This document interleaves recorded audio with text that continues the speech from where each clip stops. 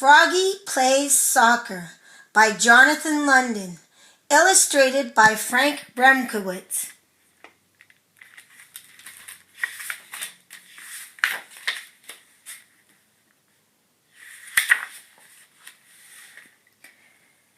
Froggy couldn't sleep. He looked out the window. The full moon was rising. It looked like a soccer ball. "Tomorrow's the big game," he said out loud. "If we beat the Wild Things, we win the City Cup."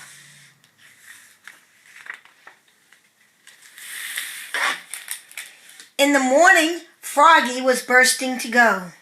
He pulled on his underwear, zap. Tugged on his soccer shorts, zeep. Snapped on his shin guards, snap. Wiggled on his soccer shirt, zlim. Pulled on his soccer socks, zoop. And put on his cleats, zup, zup. "Froggy!" called his father. Froggy's father was the assistant coach. "What?" said Froggy. "Let's go," said Dad. "We'll be late for the game."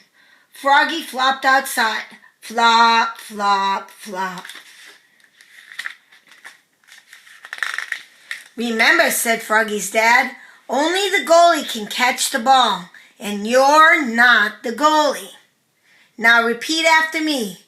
Head it, boot it, knee it, shoot it, but don't use your hands."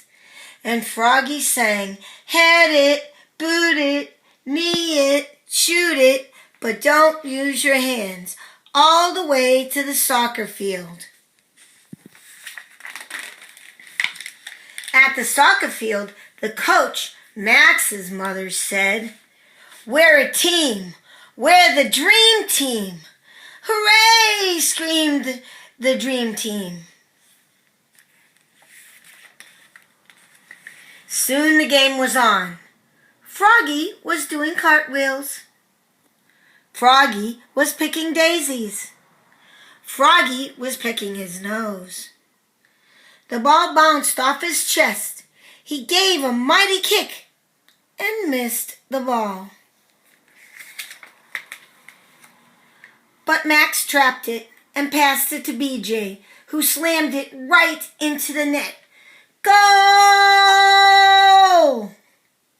It was 1-0 Dream Team.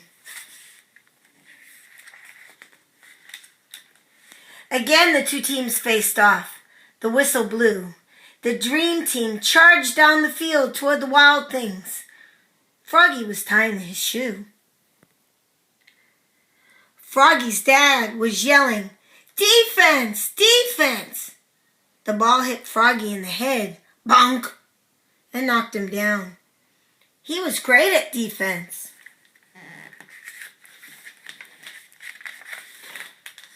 At halftime, the Dream Team held the lead. "Now remember," said Froggy's dad, and they all chanted it together. "Head it, boot it, knee it, shoot it, but don't use your hands." The whistle blew, and the second half started. A fly circled by. "Froggy!" yelled the coach. "What?" yelled Froggy. "Keep your eye on the..." Flop!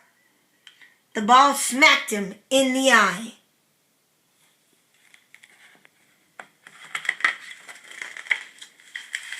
Froggy was mad now. The Wild Things were stampeding, and Matthew, the Dream Team's goalkeeper, was chasing the ball. Now the goal was unguarded. This was Froggy's chance. He leapfrogged over Travis. He leapfrogged over Matthew.